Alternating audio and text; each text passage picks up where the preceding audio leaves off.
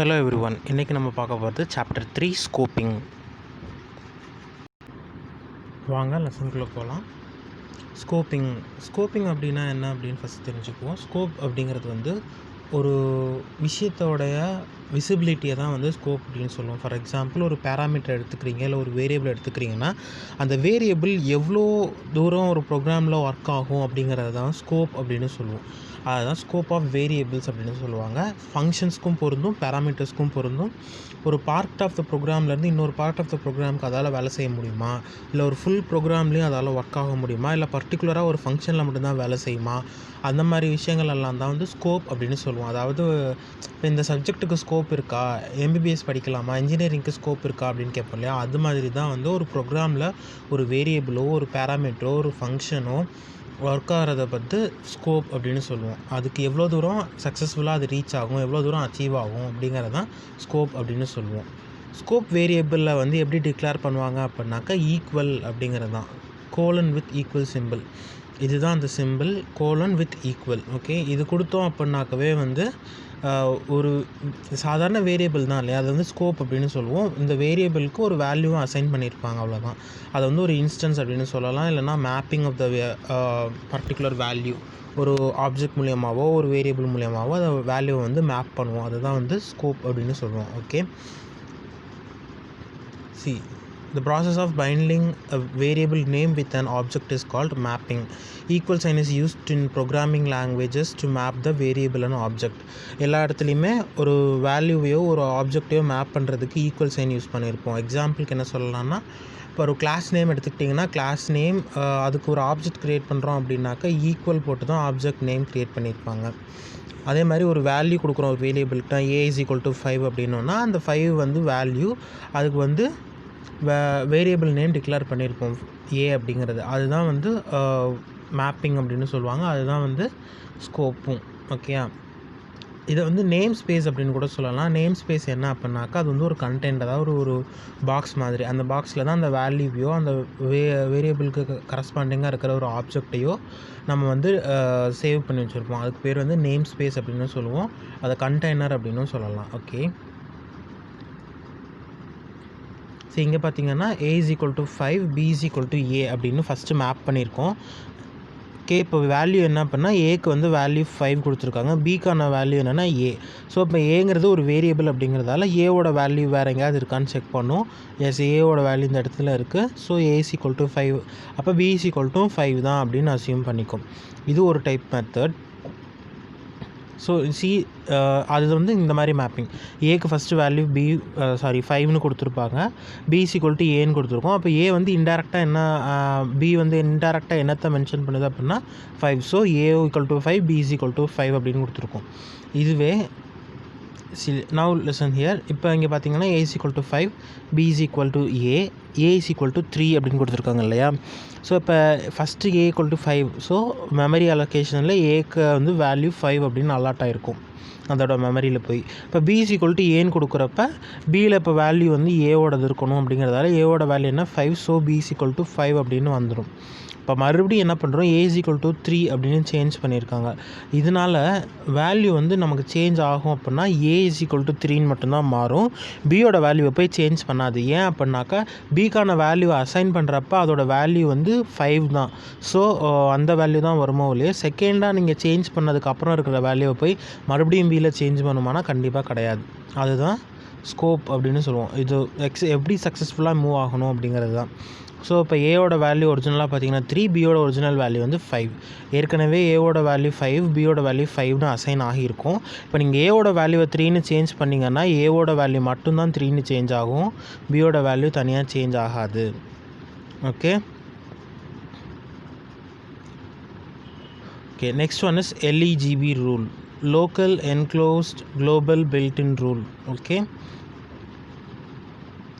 So இது எல்லாத்தையுமே தனித்தனி இதாகவே பார்க்கலாம், ஒன்றும் பிரச்சனை இல்லை. லோக்கல் அப்படிங்கிறது வந்து குறிப்பிட்ட சில இடங்களில் மட்டும் அந்த வித்தின் ஃபங்க்ஷன் வித்தின் த பேராந்தசிஸ்குள்ளே மட்டும் ஒர்க் ஆகிறது வந்து லோக்கல் அப்படின்னு சொல்லுவோம். என்க்ளோஸ் அப்படிங்கிறது வந்து 1 or 2 ஃபங்க்ஷன்ஸ்குள்ளார மட்டும் ஒர்க் ஆகும்.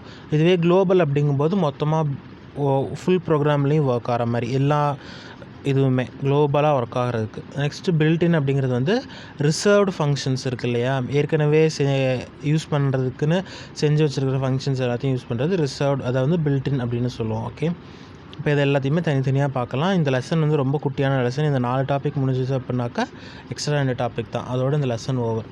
ஓகே, லோக்கல் ஸ்கோப் அப்படிங்கிறது வந்து ஆஸ் வி செட் ஏர்லியர் அந்த வித்தின் த ஃபங்க்ஷன் மட்டும்தான் ஒர்க் ஆகும், அதை தாண்டி வெளியில் எங்கேயும் ஒர்க் ஆகணும்னு அவசியம் கிடையாது. Okay, here see this example. இதுதான் மொத்தமாகவே உங்களுக்கு வந்து டிஸ்ப் அப்படிங்கிறது ஃபங்க்ஷன் நேம், அதோட ஃபங்க்ஷன் உள்ள வேல்யூ என்ன இருக்குன்னா a = 7 print a. இது வந்து ஃபங்க்ஷன். இந்த டிஸ்ப் அப்படிங்கிறது வந்து ஃபங்க்ஷனை கால் பண்ணுறது. ஸோ இந்த டிஸ்ப் கால் பண்ணாங்க அப்படின்னாக்கா உள்ளே வரும் a = 7 வேல்யூ ஸ்டோர் பண்ணும், பிரிண்ட்டில் வேல்யூ a. ஸோ பிரிண்ட்டோட வேல்யூ 7 என்னவோ அது வந்து அவுட்புட்டில் உங்களுக்கு காட்டும், ஏங்கிற வேல்யூவை பிரிண்ட் பண்ணணும் அப்படின்னு சொல்லியிருக்கோம். ஸோ 7 பிரிண்ட் ஆகிருக்கு. இது வந்து லோக்கல் ஸ்கோப். எப்போதுமே லோக்கல் ஸ்கோப் வந்து ஃபஸ்ட்டு அதோட வேல்யூ வந்து உள்ளுக்குள்ளே இருக்கா அப்படின்னு செக் பண்ணும். உள்ளே இல்லை அப்படின்னாக்கா தான் வெளியில் இருக்கிற ஸ்கோப்ஸ் எல்லாம் செக் பண்ண ஆரம்பிக்கும். அதுதான் local scope. Always a function will first look up for a variable name in its local scope. Only if it does not find it there, then the outer scopes are checked. Okay, ஒரு value variable கொடுக்குறோம் அப்படின்னாக்கா அது வந்து first உள்ளுக்குள்ளே local ஸ்கோப்பில் இருக்கான்னு first check பண்ணும். Local ஸ்கோப்பில் இருந்தால் execute பண்ணிடும். இல்லை அப்படிங்கிற பட்சத்தில் தான் அவுட்டர் ஸ்கோப்ஸ்க்கு போகும், மற்ற இடங்களுக்கு. ஓகேயா, next one is global scope. Global scope அப்படிங்கிறது வந்து குளோபலாக வெளியிலேயே டிக்ளேர் பண்ணுறது. அதுதான் இங்கே பண்ணியிருக்காங்க பாருங்கள், a = 10 அப்படின்னு. இது வந்து குளோபலான ஏக்கான வேல்யூ 10ன்னு டிக்ளேர் பண்ணியிருக்கோம். நெக்ஸ்ட்டு உள்ள டிஸ்ப் அப்படின்னு ஒரு ஃபங்க்ஷன் இருக்குது, அதுக்குள்ளே a = 7 இருக்குது. பிரிண்ட் a கொடுக்குறோம், பிரிண்ட் ஃபங்க்ஷன் நடக்கணும். இப்போ டிஸ்ப் 1 அப்படின்னு ஃபங்க்ஷன் கிளாஸ் இருக்குது, அதுக்குள்ளே பார்த்தீங்கன்னாக்கா தட் இஸ் ஆல்சோ ஃபங்க்ஷன், அதுக்குள்ளே பார்த்தீங்கன்னா பிரிண்ட் a இருக்குது. ஓகே, இப்போ ப்ரோக்ராம் எக்ஸிக்யூட் ஆகுது. ஃபஸ்ட் டைம் ப்ரோக்ராம் ரன் ஆகிறப்ப a = 10ங்கிற வேல்யூ ஸ்டோர் பண்ணும். அப்புறம் டிஸ்ப்புங்கிற ஃபங்க்ஷனுக்குள்ளே வரும். இப்போ a = 7. So it changing the value a = 7. இப்போ பிரிண்ட் ஏக்கு போகணும். பிரிண்ட்டில் a இருக்குது, ஏவோட வேல்யூ என்ன 7 இப்போ இருக்கும். ஸோ 7 பிரிண்ட் பண்ணிவிடும். இங்கே மறுபடியும் டிஸ்ப் 1க்குள்ளே போனால் மறுபடியும் இந்த ப்ரோக்ராம் ஃபுல்லாக எக்ஸிக்யூட் ஆகணும். பட் இது லோக்கல் ஃபங்க்ஷன் ஏற்கனவே எக்ஸிக்யூட் ஆகிட்டதால் இப்போ வெளியில் இருக்கிறது மட்டும்தான் எக்ஸிக்யூட் பண்ணணும். ஸோ இப்போ ஏவோட வேல்யூ மறுபடியும் 10ன்னு சேஞ்ச் ஆகும். பிரிண்ட் ஏவோட வேல்யூ 10, ஸோ 10ன்னு பிரிண்ட் ஆகிடும். ஓகே, ஃபஸ்ட்டு லோக்கல் ஸ்கோப் தான் எக்ஸிக்யூட் ஆகும் சொன்னோம் இல்லையா. ஸோ ஏவோட வேல்யூ ஃபஸ்ட் டைம் 7 பிரிண்ட் ஆகும், அப்புறம் தான் வெளியில் இருக்கிற ஸ்கோப் பிரிண்ட் அப் பண்ணணும். ஸோ வெளியில் இருக்க வேல்யூ a = 10 அப்புறம் தான் சேவ் ஆகி பிரிண்ட்டில் 10 வரும். ஓகே, 2 டைம் ரன் ஆகிருக்கணும். A variable which is declared inside a function which contains another function definition within it. The inner function can also access the variable of outer function. This scope is called enclosed scope. Okay, இப்போ சொன்னேன் இல்லையா, ஒரு function within ஒரு 2-3 function சேர்ந்தது அப்படிங்கிறது வந்து enclosed அப்படின்னு சொல்லுவோம். இப்போ அந்த if else ஸ்டேட்மெண்ட் இருக்கும்ல, if elseக்குள்ளார ஒரு if else nested if else இருக்கும் இல்லையா, அது மாதிரி தான் என்க்ளோஸ்டும். ஒரு ஃபங்க்ஷனுக்குள்ளார இன்னொரு ஃபங்க்ஷன், அதுக்குள்ளே இன்னொரு ஃபங்க்ஷன், அந்த மாதிரி போகிறத வந்து என்க்ளோஸ்டு ஸ்கோப் அப்படின்னு சொல்லுவோம். இதில் என்ன அப்படின்னா, அந்த ஒரு வேரியபிளை ஒரு இடத்துல டிக்ளேர் பண்ணிங்கன்னா அந்த வேரியபிளே எல்லா இடத்துலையும் யூஸ் பண்ணிக்கலாம். அந்த என்க்ளோஸ்டாக இருக்கிற எல்லா ஃபங்க்ஷன்ஸுக்குமே அதே வேரியபிள் வந்து உங்களுக்கு ஆக்சசபிளாக இருக்கும். ஓகே, இப்போ பாருங்கள், ஃபார் எக்ஸாம்பிள் டிஸ்ப் கொடுத்துருக்கோம், ஃபங்க்ஷன் நேம் a = 10, டிஸ்ப் 1ன்னு இன்னொரு ஃபங்க்ஷன், அதில் பிரிண்ட் a இருக்குது, மறுபடியும் டிஸ்ப் 1 இருக்குது, அதில் பிரிண்ட் a இருக்குது. இப்போ டிஸ்ப், ஸோ இப்போ டிஸ்பை கால் பண்ணோம் அப்படின்னாக்கா a = 10ன்னு வேல்யூ ஸ்டோர் பண்ணோம். டிஸ்ப் 1க்குள்ளே போய் பிரிண்ட் a ஃபஸ்ட் டைம் 10, மறுபடியும் டிஸ்ப் 1 கால் பண்ணியிருக்காங்க, அதில் பிரிண்ட் a இருக்குது, அங்கேயும் போச்சுனாலும் வேல்யூ 10. ஏன்னா இங்கே வந்து உங்களுக்கு ஒரே ஒரு வேல்யூ தான் இருக்குது. உள்ளுக்குள்ளே இங்கே ஒரு வேல்யூ கொடுத்துருந்தாங்கனாக்கா வேணால் இட் மே பி சேஞ்ச், மேலே இருக்கிற அந்த குளோபல் ஃபங்க்ஷன் மாதிரி ஒர்க் ஆகிருக்கும். பட் நமக்கு வந்து இங்கே ஒரே ஒரு வேல்யூ தான், வேரியபிள் தான் இருக்குது ஏ அப்படின்னு. ஸோ 2 பிரிண்ட் ஃபங்க்ஷன்ஸுக்குமே வந்து ஒரே ஆன்சர் தான் கொடுக்கும், 10 10. ஏன்னா ஒரே ஒரு வேரியபிள் தான் இருக்குது. இன்கேஸ் இன்னொரு வேரியபிள் இருந்திருந்தது அப்படின்னாக்கா இந்த லோக்கல் ஃபங்க்ஷனுக்கான வேரியபிள் உள்ளே இருந்திருந்தால் அந்த லோக்கல் ஃபங்க்ஷனுக்கு மட்டும் அந்த வேரியபிள் எடுத்துகிட்டு வெளியில் இருக்கிற பிரிண்ட் ஸ்டேட்மெண்ட்டுக்கு இந்த வெளியில் இருக்க a = 10ஓட வேல்யூவை எடுத்திருக்கும். அப்படி பண்ணியிருந்ததுன்னா அது குளோபல் ஃபங்க்ஷன். இந்த ஒரே வேல்யூவை எல்லா இடத்துக்கும் எடுத்துக்கிறதுக்கு பேர் என்க்ளோஸ்ட் ஃபங்க்ஷன். ஓகே,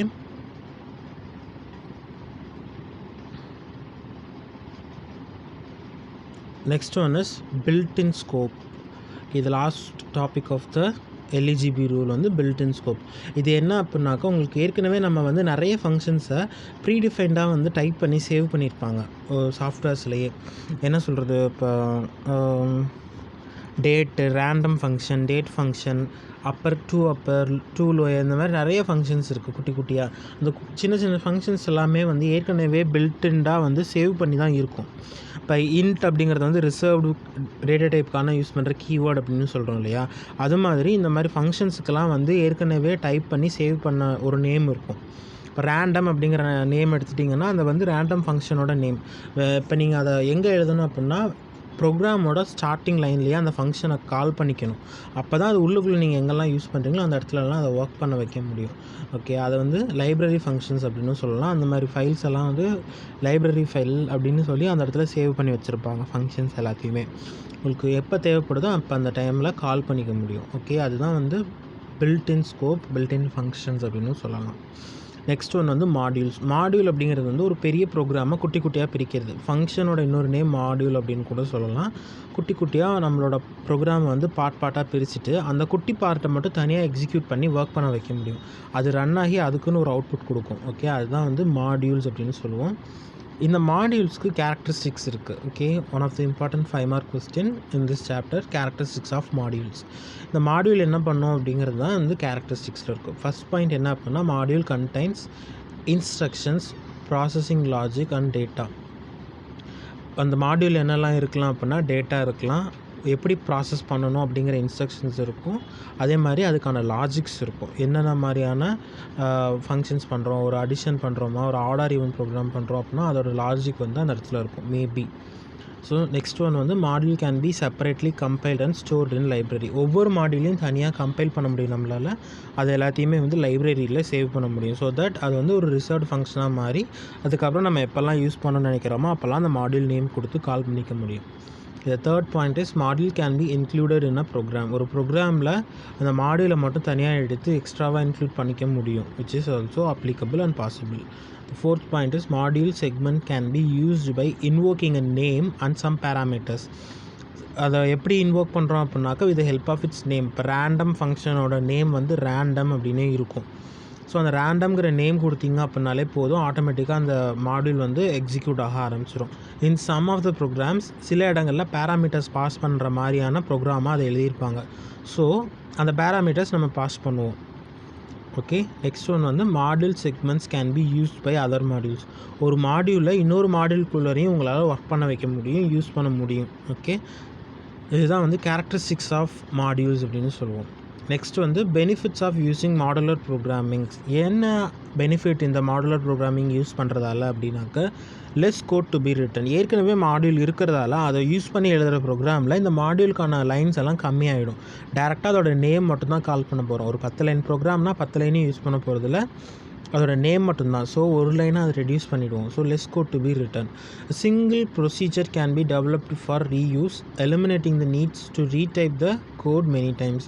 இதே பாயிண்ட் தான், ஒரே தரக்க அந்த ப்ரொசீஜர் எழுதியிருப்போம், அதை வந்து ரீயூஸ் பண்ணுற மாதிரி எழுதியிருப்பாங்க, திரும்ப திரும்ப யூஸ் பண்ணிக்கலாம். இது எதுக்காக அப்படின்னாக்கா திரும்ப அதை டைப் பண்ணுறதை வந்து அவாய்ட் பண்ணுறதுக்காக தான் இந்த மெயின் பர்பஸாக இருக்குது. Program can be designed more easily because a small team deals with only a small part of the entire code. ஒரு ப்ரோக்ராம் அப்படின்னு எடுத்துட்டிங்கன்னா அது வந்து ஒரு 3000-4000 லைன் இருக்கும். ஒரு ஒரிஜினலாக ஒரு ஆப் டெவலப் பண்ணுறோம், இல்லை ஒரு சாஃப்ட்வேர் க்ரியேட் பண்ணுறாங்கங்கும் போது. ஆனால் மாடியூல்ஸாக அதை பிரிச்சுட்டோம் அப்படின்னாக்கா ஒரு டீம் வந்து மொத்தமாகவே ஒரு சின்ன பார்ட் ஆஃப் த கோடில் தான் ஒர்க் பண்ணுவாங்க. இது மாதிரி ஒரு நிறைய டீம்ஸ் இருக்கும். ஒரு 10 டீம் சேர்ந்து தான் ஒரு பெரிய மாடியூல் எல்லாத்தையும் ஒன்று சேர்த்து ஒரு பெரிய ப்ரோக்ராமாக கொண்டு வந்து கொடுத்துருப்பாங்க. ஓகே, அந்த மாதிரி அது பிரிஞ்சிடுறதால ஒர்க் வந்து ரொம்ப ஈஸியாக முடிஞ்சிடும். Modular programming allows many programmers to collaborate on the same application. இந்த மாடுலர் ப்ரோக்ராமிங் இன்னும் என்ன பண்ணுது அப்படின்னா, இந்த மாதிரி குட்டி குட்டியாக கோட்ஸை பிரிச்சுட்டதால நிறைய பேர் ஒர்க் பண்ணிகிட்ருப்பாங்க. ஸோ அவங்க எல்லாருமே வந்து அவங்களோட ஐடியாஸ், அவங்களோட தாட்ஸு ஷேர் பண்ணுறதுக்கு ஈஸியாக இருக்கும். ஒருத்தரோட ஒருத்தர் கொலாபரேட்டாக ஒர்க் பண்ணுறதுக்கு ஹெல்ப்ஃபுல்லாக இருக்குது. நெக்ஸ்ட் ஒன் வந்து இந்த கோடு ஸ்டோர்ட் அக்ராஸ் மல்டிபிள் ஃபைல்ஸ். இந்த கோடு வந்து இங்கே மட்டும் இல்லாமல் நிறைய இடங்களில் அதை வந்து நம்மளால் யூஸ் பண்ண முடியும், நிறைய இடங்களில் சேவ் பண்ணி வச்சுருக்க முடியும். Okay, the next one is code is short, simple and easy to understand.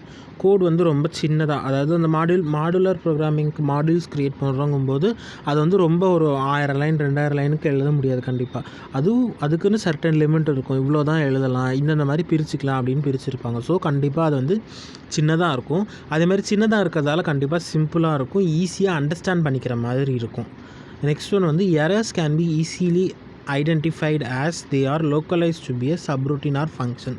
இப்போ அந்த மாடியூலில் தான் உங்களுக்கு ஒரு ப்ரோக்ராமில் எரர் வருது அப்படின்னா அந்த ப்ரோக்ராம் வந்து எந்த இடத்துல எரர் வருதுன்னு தேடுறது கஷ்டமாக இருக்கும் இன் பிக் ப்ரோக்ராம்ஸ். பட் இதுவே இந்த மாதிரி மாடுலர் ப்ரோக்ராமிங் மாடியூலாக பிரிஞ்சிருது அப்படிங்கும்போது டக்குன்னு அதை நம்மளால் எரர் ஐடென்டிஃபை பண்ண முடியும். இந்த ஃபங்க்ஷனில் இருந்து தான் எரர் வருது, இந்த சப்ரோட்டின் தான் ப்ராப்ளம் பண்ணுது அப்படின்றத நம்மளால் ஈஸியாக அண்டர்ஸ்டாண்ட் பண்ணிக்க முடியும். ஸோ அதுக்குள்ளே போய் மட்டும் செக் பண்ணாலே போதும், ஹோல் ப்ரோக்ராமையும் நம்ம செக் பண்ணணுன்னு அவசியம் கிடையாது. Same code can be use in many applications. இந்த ஒரே மாடியூலை வந்து நம்ம நிறைய அப்ளிகேஷன்ஸில் யூஸ் பண்ணிக்க முடியும் தேவைப்பட்டால். The scoping of variable can easily be controlled. அந்த ஸ்கோப் நான் ஏற்கனவே சொன்னேன் இல்லையா, இந்த வேரியபிள் வந்து இந்த இடத்துல ஒர்க் பண்ணுறோம், அடுத்து வேறு எங்கேயாவது ஒர்க் பண்ண முடியுமா அப்படின்னு செக் பண்ணுறது தான் ஸ்கோப் அப்படின்னு. அதை வந்து ஈஸியாக வந்து கண்ட்ரோல் பண்ண முடியும் நம்மளால் அப்படின்னு சொல்கிறாங்க. Okay, next one is access control. Access control அப்படிங்கிறது வந்து ஒரு செக்யூரிட்டி மெத்தட். எதுக்கு அப்படின்னாக்கா ஃப்ராட் ஒர்க் நடக்காமல் நம்மளோட செக்யூரிட்டியை அதிகப்படுத்தி ரிஸ்க்கை கம்மி பண்ணுறதுக்கு யூஸ் பண்ணுறதா ஆக்சஸ் கண்ட்ரோல் அப்படின்னு சொல்லுவோம். இதை ஆக்சஸ் ஸ்பெசிஃபையர்ஸ் அப்படின்னு நீங்கள் C++ல் படிச்சிருப்பீங்க. பப்ளிக், ப்ரைவேட், ப்ரொடெக்டட் அப்படின்னு 3 மெத்தட் இருக்குது அப்படின்னு. அதே மாதிரி தான் இங்கேயும் ஆக்சஸ் கண்ட்ரோல் அப்படின்னு இருக்குது. ஓகே, இது வந்து என்ன பண்ணால் பப்ளிக்கும் ப்ரைவேட்டும் இருக்குன்னு நினைக்கிறேன். அதர் ஓரியன்டட் லாங்குவேஜஸ் மாதிரியே access to class member by public, private and protected keyword, private member of a class are denial access from the outside of the class. இது எல்லாமே உங்களுக்கு தெரியும் இல்லையா. ப்ரைவேட்டாக இருந்தது அப்படின்னாக்கா அது வந்து வெளியில் மற்ற வேறு எங்கேயுமே வந்து உங்களுக்கு ஒர்க் பண்ண வைக்கவே முடியாது. இதுவே பப்ளிக்காக இருந்தது அப்படின்னாக்கா எல்லா ஃபங்க்ஷன்ஸ் எல்லா கிளாஸ்லேயுமே வந்து ஒர்க் ஆகும். இதுவே ப்ரொடெக்டடாக இருந்தது அப்படின்னாக்கா அந்த கிளாஸ்க்கும் அதோட சப் கிளாஸ்க்கும் மட்டும்தான் வேலை செய்யும், வேறு எங்கேயுமே ஒர்க் ஆகாது. இம்மீடியட் சப் கிளாஸ்க்கு மட்டும்தான் வேலை செய்யும், வேறு எந்த இடத்துலையுமே ப்ரொடெக்டட் மெம்பர் ஃபங்க்ஷனாக இருந்தது அப்படின்னா ஒர்க் ஆகாது. இதுதான் வந்து ஆக்சஸ் கண்ட்ரோல் அப்படின்னு சொல்லுவோம். பைத்தனில் அந்த ஆக்சஸ் கண்ட்ரோலை எப்படி டிஃபைன் பண்ணுவாங்க அப்படின்னாக்கா, Python prescribes a convention of prefixing the name of a variable or method using single or double underscore to emulate the behaviour of protected and private access specifiers. இப்போ அது வந்து ப்ரைவேட்டாவோ ப்ரொடெக்டடாவோ இருக்குது அப்படின்னாக்கா அது வந்து டபுள் அண்டர்ஸ்கோர் யூஸ் பண்ணியிருப்போம். அந்த ஃபங்க்ஷனோட நேமுக்கு முன்னாடியோ இல்லை அந்த வேரியபிளுக்கு நேம் முன்னாடியோ வந்து டபுள் அண்டர்ஸ்கோர் யூஸ் பண்ணி அதுக்கப்புறம் தான் அதோட நேம் இருக்கும். அப்படி இருந்ததுனாலே you can get to know that the particular thing is private specifier or protected specifier அப்படின்னு உங்களுக்கு தெரிஞ்சிடும். எதுவுமே இல்லை அப்படிங்கும்போது இட்ஸ் டிஃபால்ட்டாகவே பப்ளிக் தான் இருக்கும். ஓகேயா. Python classes are public by default, whereas by default in C++ and Java they are private.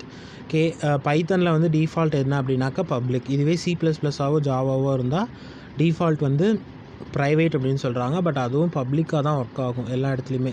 நம்ம வந்து அது ஸ்பெசிஃபிக்காக சொல்கிற வரைக்கும் அது ப்ரைவேட்டோ ப்ரொடெக்டடோ அப்படின்னு எடுத்துக்காது, எல்லாமே வந்து பப்ளிக்காக தான் இருக்கும். Okay, with this lesson is over. Scope தான் இந்த லெசனில் நீங்கள் ரொம்ப இம்பார்ட்டண்டாக தெரிஞ்சுக்கொண்டது வந்து எல்இஜிபி, அப்புறம் characteristics of modules and benefits of using modular programming, அவ்வளோதான். ஓகேயா. அண்ட் தென் லாஸ்ட் திங், இந்த பைத்தனில் எப்படி ஆக்சஸ் ஸ்பெசிஃபையரை ஐடென்டிஃபை பண்ணுறோம் அப்படிங்கிறது தான். Prefixing with the double underscore or single underscore in front of the name of variable or a method. Okay, இதோட உங்களுக்கு இந்த லெசனும் ஓவர். நெக்ஸ்ட் லெசன் நெக்ஸ்ட் கிளாஸில் நெக்ஸ்ட் செஷன்ஸில் பார்க்கலாம். தேங்க்யூ.